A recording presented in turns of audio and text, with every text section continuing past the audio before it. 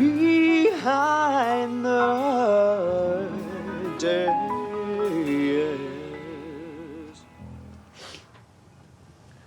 Meowka. Okay. Welcome. Oh, we're back. Yeah. I was waiting a second for the jingle. The jingle already happened, Mel. Oh, I missed it. All right, welcome. Man. Behind the desk. We're here. We're behind a desk. We're behind the desk. It's episode 3. Episode 3. Yeah, I'm Luke. I'm Mel. And we're excited to be doing episode 3. Super excited. We hope we the still have desk. listeners. Yeah. We hope someone listened to us. Yeah. I mean, I'm sure there's No one else are moms. Hey, the moms are very, very Hey, Mom. supportive. Yeah, we're excited to be back doing episode 3. We're actually getting really close to holiday season. I mean, not we're in holiday season. It's about to be like. I'm sorry. What? Yeah, okay. It's almost. It's like Christmas halfway time. through the month that ends in Christmas. There I think you is go. what you're trying to say. I think that's what I'd say. Yeah. So full-blown holiday mode Yeah. in New York City. Are we doing like a full-blown Christmas episode too? I guess. I feel like we should do a holiday episode. I'm sorry. be Yeah. inclusive. Holiday episode. You're right. No matter what you celebrate, Luke. right. Wow. Wow. We're gonna do a holiday episode. Stay tuned. Next week we're gonna do it. Yeah. We're gonna excited. do it. Episode 4. Christmas episode. Christmas. No. Yeah. Holiday. God, man, we can't even stick to it. We don't even know what's happening. Obviously, Luke is a Christmas lover. He really is. He got really excited about the Look. twinkle lights that are happening. I may or may not be watching a holiday movie every day. Oh, is that like your goal of December? December goal? That's my only goal. Ever. Full stop. Ever. It's That's not even a it. December. Anyway, I hope everybody's having fun listening to us. We're having fun recording this for you guys. Like it's been a blast. So thank you if you're paying attention. If you're on your train ride, wherever, that's cool. Remember to talk to us. Please submit things. Like when you have time, we Yeah. want to hear all the things you're not. Or we might just come up to you and ask you for a story. Yeah, We may or we may might. not be recording. The Audition Horror Stories, anything else that you guys like want to Just hear. and also burning questions you may have. We know a lot of people. We're hoping to get some guests on the show. Yeah, if you want to be a guest on the show, come let us know. We have some that are going to be lined up really soon. I feel like we should do like a quick thing. What? Luke and I have fully pretty disclosed serious. that we are not dancers, but we still want to represent dancers on this podcast. Yeah. So we're gonna ask some of our dancer friends. Yeah, to we need come some and, opinions from them. to guest host and guest spotlight on like the dancer problems Yeah, that are 'cause specific to dancers. 'cause we Hashtag don't why know not them. dancers. Why not? Hashtag why not dancers. So Hashtag yeah, I'm a mover. yeah. Please, like, yeah, if you don't see us and you're just somebody that likes the show for whatever reason, email us and be like, hey, I feel like I would like to be on the show. And once again, do not approach me on the subway. Approach Luke on the subway. It might hurt you. I get nervous. Yeah. Okay. All right. Let's do a quick. Okay. This audition rundown today is going to be like the shortest ever because It's the holidays that we've it's the established. holidays. Yeah. So it's going to be super short. There's literally only 2. There's one that's on Monday, December 18th. It's starting at 9:30 a.m. It's off Broadway. Wow. It's called Log Cabin. It's an EPA. Ooh, that it's sounds fun. it's with Playwrights Horizon. Ooh. It's gonna be Actors Equity, 16th floor. 9:30 a.m. to 5:30. I haven't been there forever. They're only seeking 2 roles. I guess I'll give you a little more info, but check it out. Let's see what happens to that. The only other one that's happening is also off Broadway. Oh, it's Avenue Q. They must be doing replacements or Avenue something. Q. Let's see, it's Not the song. it's an EPA. It's at Pearl. It's at Pearl 500. Oh, Pearl. Get out of here, Pearl. December 22nd, Friday. Again, that's Friday, December 22nd. It's off Friday. Broadway. Avenue Q, they're seeking future replacements for the currently running off-Broadway production. So that's it. That's all the audition Man. runs. And after rundown that, stuff. everyone take a well-deserved break. Yeah, oh my Before gosh. this crazy audition season Go- hits us full Oh, storm in It's January. coming. Everyone just relax over the holidays, take time for yourselves, get your book ready, and then Yeah. just jam it out January. But yeah, like, jam it out in January. Jam oh, January. fun stuff. We're gonna January. be doing an episode from New Orleans. yes, in January! Yeah. Wow, January seems like the month to be alive. Apparently, it'll be freezing here. I'll be. Luke's got a gig, everyone. I yes, got a gig. He's for the 3rd time in a year doing $1 Million Quartet as Elvis. I'm gonna go Third do time? Elvis It's again. third time, right? This is the Am I 3rd right? time. Yeah, Yeah, yeah, yeah. In gonna a go be year? Elvis $1 Million Quartet. In New Orleans. But Mel's gonna come visit, and we're gonna do a podcast from New Orleans, which will be really cool. I don't know how it would be different from this podcast, except Well, I don't know. I don't. Maybe we can get a New Orleans guest. Oh, there we look that go. up. We gotta Well, look that we'll up. grab somebody from my show that's actually I thought from... you were going to say off the street. I literally thought you were going to say, let's just grab someone from off the street. Why not? Okay, this is what we'll do. We're going to go to a jazz club that night. We'll ask for the musicians, like, hey, you want to be on this podcast? And he'll say yes. And they'll tell us about the audition life. And they'll be like, what audition life? He's like, I'm a jazz musician. I play in New clarinet Orleans. in New Orleans. It's fine. Okay. So, well, after that super slow rundown of auditions. Yeah. We're and doing our Audition Horror Stories, wonderful right? holiday advice. Yeah. Of just Yeah. drink some eggnog, have some time with your family, and get ready for January, as we've named it. January. January. Cool. So we're gonna do hashtag audition horror stories. Yeah, submit those to us. lukewarmmelon@gmail.com. We want to hear all the things. Or tweet, or Facebook, Or stop us or and make Snapchat, us, like, or record Insta, you. or whatever. Yes. Yeah, we're who knows? We could insert one of those on this episode. Who knows? We have like Yeah, we got have some. we have We some have like an recorded stuff. archive. Yeah, so I'm gonna tell one of mine actually that I thought of Just now, now, right here in this moment. No, I have an hashtag callback horror story that was like seriously I can't believe I forgot about this. This was in college though, and it was the most hellacious thing. I think it actually might be my number one least favorite audition callback situation I ever had. You didn't think of it until this moment. I know. I don't know why I forgot this. Blocked all it right. out of your memory. So in college we had a group. I'm not gonna say my school or anything like that or the group it specifically. But so we had this group come to the school and basically they were gonna do a show through the school and then cast some of the undergrad actors and they would be in it as well. It's like you're getting experience from these professional actors and devising with them and stuff like that, which seems really cool surface level, but it was...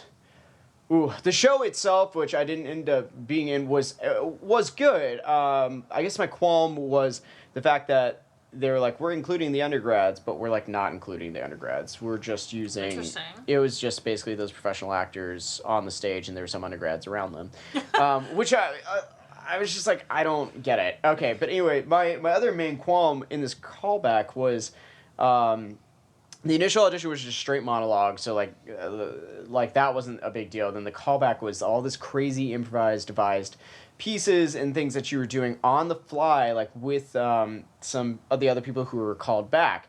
And then the actors who came in to teach us stuff were just like railing on us. And we were doing all kinds of crazy stuff. They made us do like a twin type exercise where it's like, don't look at that person, but do all the same things that they do. And we were like, oh, okay, sure. Because we're all, this sounds like something I would psychic. hate. No, I cannot tell you how much I hated it. And no, this is what happened was like I was doing okay because I had a really good friend at the time named Katie.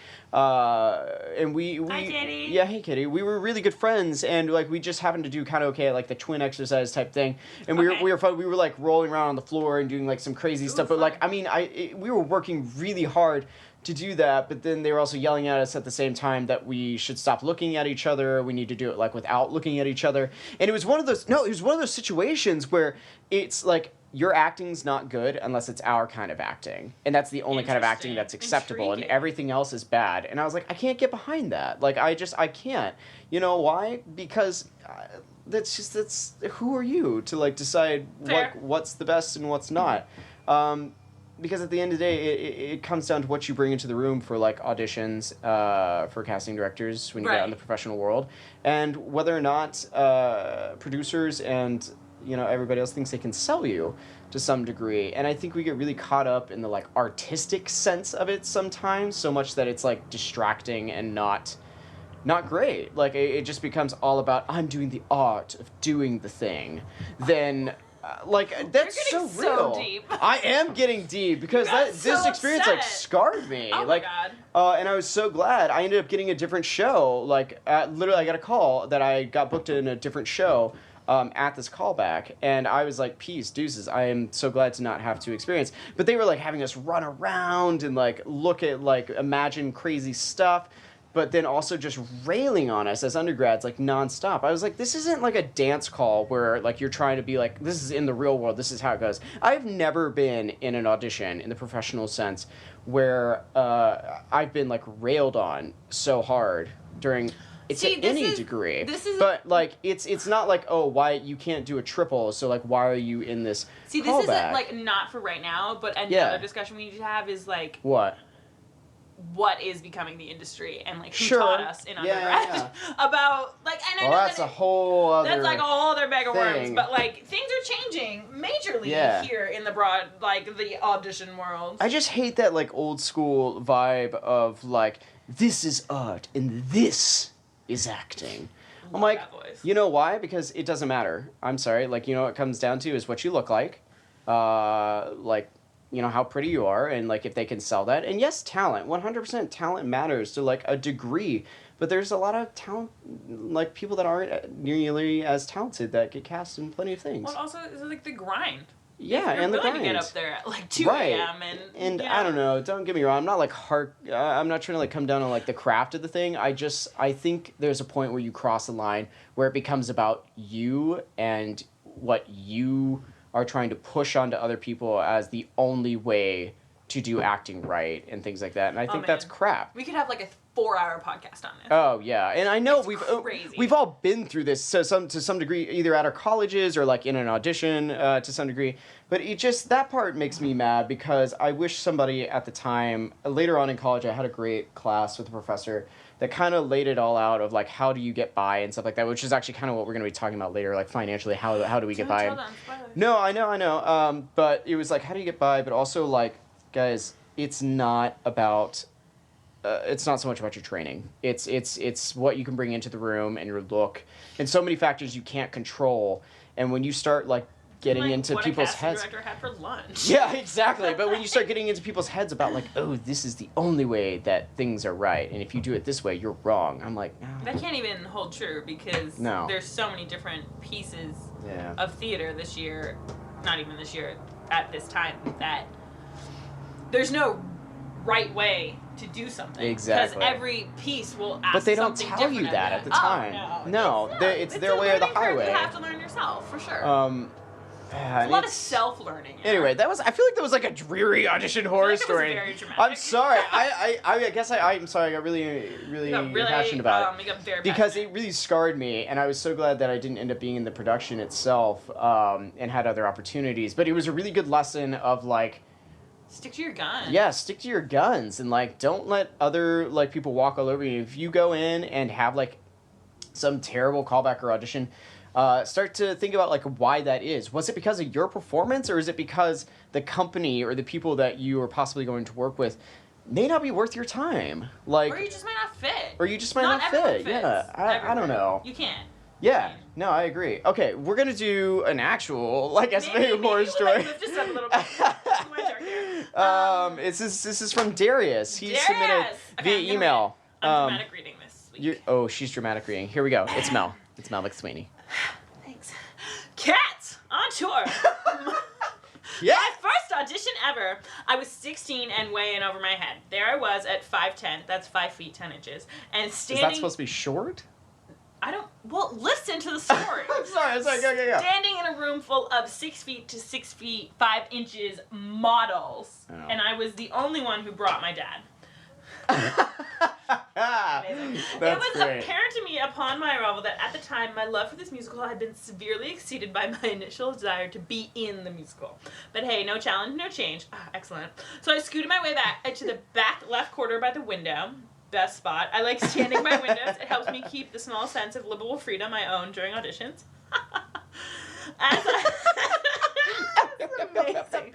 the choreographer began to dance us, I began to loosen up. I thought, hey, I'm catching on really well. Maybe I do belong. As hope arose, tragedy struck. I kicked the front of my foot directly into the piano. The metal hinge on the bottom penetrated my jazz shoe, and when I put my foot back down in front of me, I noticed a drop of blood forming from the hole in my shoe. I know what you're wondering. The answer, yes! I was in deep pain, but I was too overwhelmed by my adrenaline to think on it, so I kept dancing. That's right, you did. Several 8 counts go by, and at this point, I'm livid and ready to sue. Why the fuck was the piano so close to me? Are they gonna give me points for dancing through pain? Why isn't this the original choreo that I watched and learned on YouTube? And why is my shoe wet? Just all the emotions. So I left the room while she taught the remainder of the dance. I ran to the front desk at someplace. And asked for a Band-Aid. Ran to the bathroom and, darling, I took my shoe off and witnessed my socks soaking in a pool of blood. When I tipped the shoe, oh my god, a stream of my innocent dreams of becoming a cat went directly down the drain. Oh, I'm crying. I was mortified, but I knew that I was still missing what was being taught, so I applied the bandage and went back inside. Back to the corner I went, this time far from the window. No liberal freedom. All the boys had already begun to split into smaller groups. Shit on me, Timbers. I missed the rest of the combination. So anxiously I had to watch and ask the dancers next to me remind me of a step, assuming they didn't notice me leave the room. Side note, you just never know with these male dancers out here these days. Like, some of them want you to fall, but most of them are too catty to care, so there's that. Awesome. But back to the audition. I vaguely learned that the last 8 counts, and as my name was called, it was just do or die. So I tiptoed my gimpy ass over and danced for my life, but with the nastiest sickled foot you've ever seen. At one point we had to stop, and she addressed my foot, claimed that she saw me step out, and found some blood specks on the floor, so she was clearly concerned. This choreographer was a detective as well. I told her my situation, and she gave me a class clap for my execution through my determination. Oh. That had to be the highlight of my day because I was called back. After all, wait, please tell me that was in there. It was like LMAO. I didn't know what to do. Yeah, it was very dramatic. After all of that, right? No dice, but it was all good. I went back to school and told my theater friends, and they were just happy for me simply auditioning and putting myself out there. I still have the scar. It's pretty badass. Just kidding. It's just a dot on my foot. Not badass. But still, the thoughts of it brings me, I'm pretty badass. Darius, what a trooper. Darius. I would have passed out. As soon as I saw blood, I would have been like on the floor. Are you one of those? Do you faint? Oh, for sure. You faint when you see blood? Yeah, I get real queasy. Hashtag real queasy. Hashtag real queasy. I would have been out of that audition room. Like, done. Bye, everyone. That was amazing. Why are there pianos in these audition rooms? Like, hashtag, why are the pianos in the rooms? Oh my god.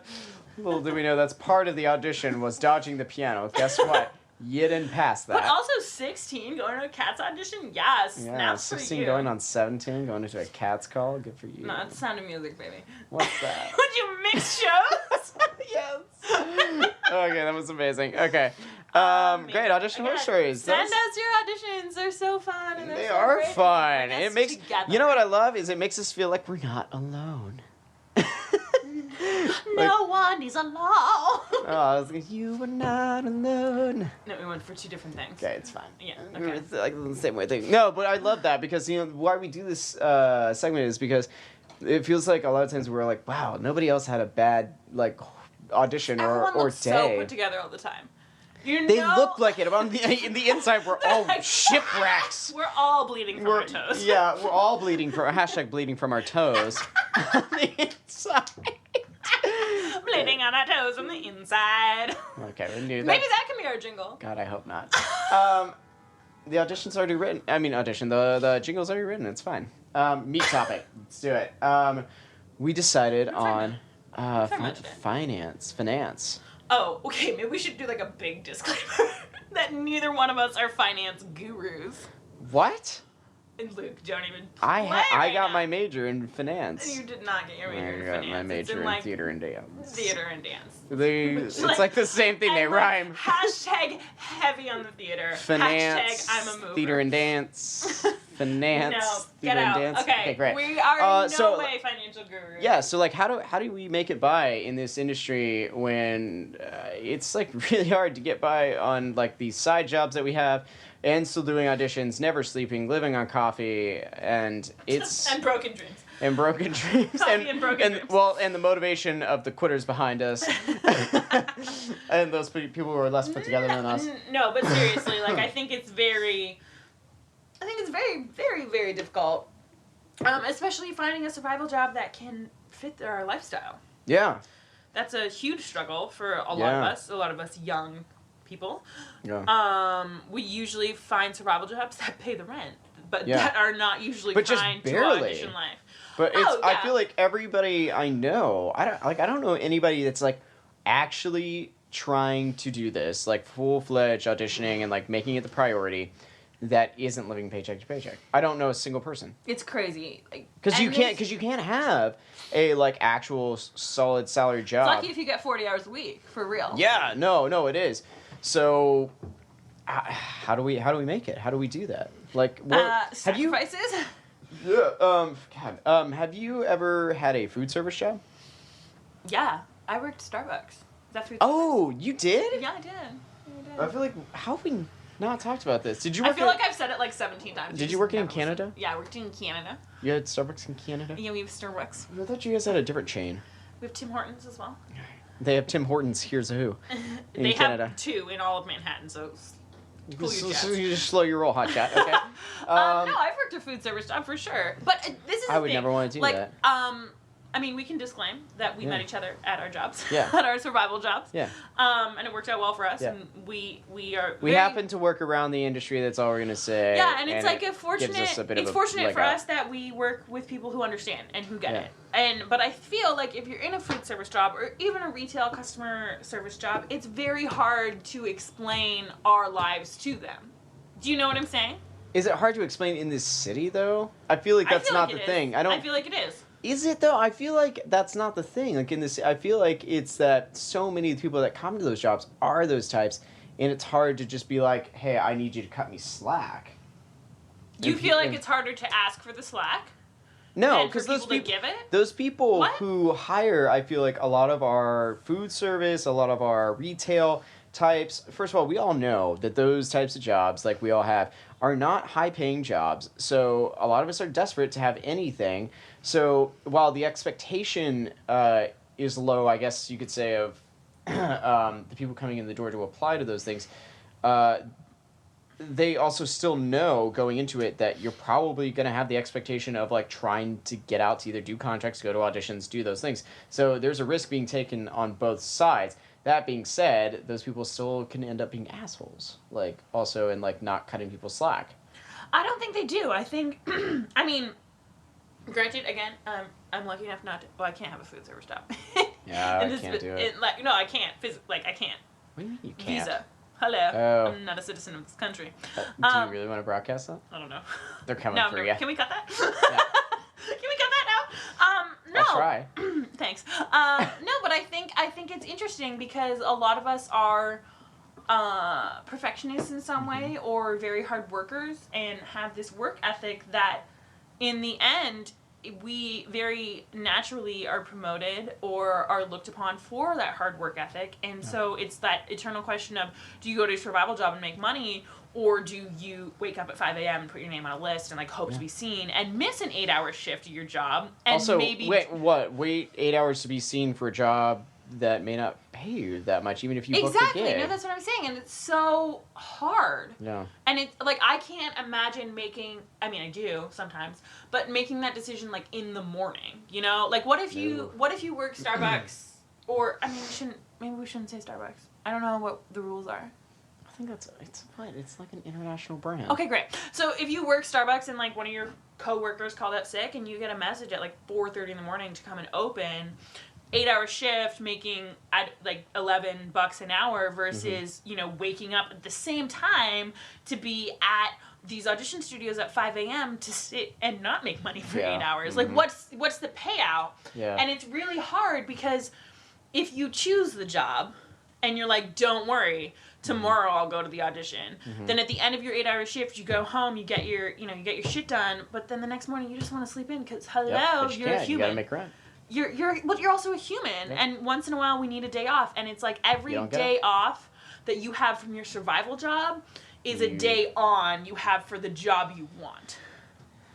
You're a little worked up. I'm sorry. You're breathing real heavy now. No, I support that though. I think. And also, there's like the crazy, mind insanity that like you could get a better job. Yeah, I think that's what's like hard. Is that like other... the slew of people that we know that like quit this life to go get a temp job and end up making $45,000-$50,000 a year just like overnight. Now, like granted, they have to go through the interview process and things like that. But for most of us, you got a degree of any sort, if you go through a temp agency, you can get, your lifestyle literally bumped up to double what you're making now, which, man, that's a huge difference. But I think, I don't know. So I think a lot of people work in food service, retail, gyms. That's a thing too. Because, the benefit of working like the gym scene is then you have the gym free and stuff like that. I think it's all about perks and your time spent. But like, what are some of the, all right, like at the time I drove for Uber, I've driven for Lyft, not necessarily in this city, but like a part of I hope not in this city. Yeah, no, not in this city, but like definitely as a part of a way of making ends meet at a certain point. Was something fun that happened to me today, finding out that like a job that you recommended to me, transcribing. Was basically making me $0, which is where I was No, it's okay. I mean, it is what it is. But I was like, okay, I need to make a little extra money. How the hell am I supposed to do that? How am I supposed to find something? And by little extra money, like I'm so sad that it means like $50 a week. Yeah, exactly. And that it's not even close to that. And it was just transcribing audio to documents. Yeah. And so I've already done like 5 hours of work on it, like just on my own time. I was like, I can do it on my own time. I can do it wherever. It's on my laptop.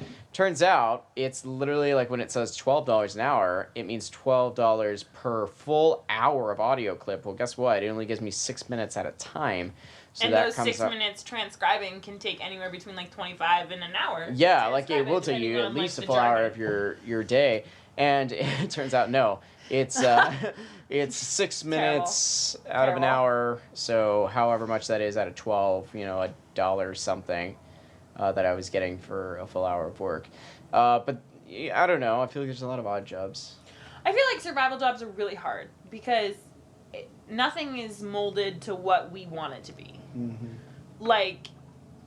And we often trick ourselves. We're like, if we take the morning shift, like for, female ECCs, a lot of them or male ECCs usually start like 2 p.m. So you like trick yourself that you can take. It doesn't matter. It doesn't matter. Reverse. Either way, you got an ECC at 2 p.m., you trick yourself into taking like a morning shift and like you get there at like 4, it's going to be fine. But after a full day working whatever your job may be, you don't want to go. So let's provide some solutions here. Okay, so there's something different. Okay, I work full-time at the position that I'm at, and it keeps me afloat. You're full-time as well. Well, you're full-time, like routine, but I'm full-time. So how else do people... So there's Playbill.com. They always have a lot of side jobs that are on there, but like that's stuff. You got to find the thing that fits you. What else can people do? Also find the thing that like... there's a lot of apps out there right now, like, and it takes time, and I, like, get that, but, like, a lot of apps are just gonna, like, pay you to promote different products. Yeah. Like, if you're really into makeup, go full-fledged. Yeah. And, like, because that's a skill that's transferable to our industry. I think that's the thing of taking it upon yourself, and I think, like, I know people who are personal assistants. That's a business of your own that you have to create, and that actually can be very lucrative. There's also, like, dog walking is the thing. I know it's not a lot of money, but there's so many things, like... Yeah, I feel like there's so many things, not unlike what we're doing here with this podcast, where we're like, how do we, like... start our own little business. So the only thing of that, first of all, like, you really have to take yourself seriously as a business. Mm-hmm. Like, especially if you have those skills of, like, makeup or hair or even, like, working out. How many, like, what is that called? Where you, like... Personal trainer? Whole body... What is that thing called? Whole body? Beach body. You can become an agent. Yeah. Through that. Those things are tough, though. It's not... Yeah, but it's your own personal business. You're taking control of it. I mean, you have to do the grind, but you do the grind on your time. You can even do the grind in holding rooms. Yeah. Like, you bring your laptop... Okay. All right, let's break this down to, I think, what both of us are trying to say is you got to get creative. I think that's the moral of the story is # get creative, because there's no other way to get by in this industry if you don't. Right. Whether that's in your art or in your own financial situation, because everybody who you know is working some crazy odd job to get by. Like and what are you going to get creative about to change where you're at? And I think that's hard to do. And we haven't necessarily figured it out, but we're trying to, and that's the only way that all of us, that's how I make rent. Like, I found the job I have, now I work full time, but you gotta get creative. And, like, don't be afraid to ask. I think... Also, take a job and quit. Like, who gives a shit? You know why? Because you don't have to put that on your resume. There's a million jobs in New York City, and if you don't like those people, fuck those people. Get out. do a different job, because there are so many of those. Those people don't matter. You don't have to put that on your resume. They're not going to blackball you for the rest of your life. Their business doesn't matter. So, like, because it's you got to be a little bit selfish. Find what works for you. Totally. Yeah. 100%. All right, so I guess that's finances. I don't know how much. I don't know what we accomplished there. I don't think we helped anyone. I don't think know. we're gonna get a lot of hate mail for talking in circles. Yeah, thanks for bitching at us for 15 minutes on that. We're about no, but at seriously, 30. if you have solutions, if you have ways that you make rent, let us know. We would love them. If somebody is out there that has a small business that's looking for artist types for admin things or whatever, let us know. We could plug you or whatever. Yeah. A lot of our friends, not a lot, but they make the side jobs that come along with our business, which is headshots and filming and all photography, that jazz. I mean, create your own business. Yeah. It's really hard, but in the end, it pays off. Yeah. We want to help people, so email us, let us know. That's it. We're gonna wrap up this episode. Oh, is it over? Yeah, it's time. Is it over? I feel like we're serious this time around. Time. It's okay. No, we killed a lot of time. All right. We just want everyone to know that we get it, and everyone is going through the same thing. Yeah. All right. Hashtag Behind the Desk. Episode 3 coming at you next week. 3. Episode 4. It's gonna be super Christmassy. Yeah. Holiday. What? I mean, holidays. Damn it. Oh my God. I'm sorry. You're fired. I can't help it. It's America. That's what they just pound into you, apparently. Okay. Yeah, exactly. Relax. Yeah, I know. Oh, Well, okay. it's my fault. Oh, all right, God. it's not my fault. It's your fault. It's not my fault. I think it's all right, Mel's fault. follow us on Instagram, Lukewarm Melon. What we got? SoundCloud. That's a thing too. Behind the Desk. Why don't you just name everything that could ever all right, happen YouTube, in the SoundCloud, Facebook, Instagram. Find us. Listen to our voices. Tell us what you think. Hate us. Love Email us. lukewarmmelon@gmail.com. And I think I think we're gonna wrap that up. Okay. Wrap it Bless up. me. Wrap it up. Wrap it up.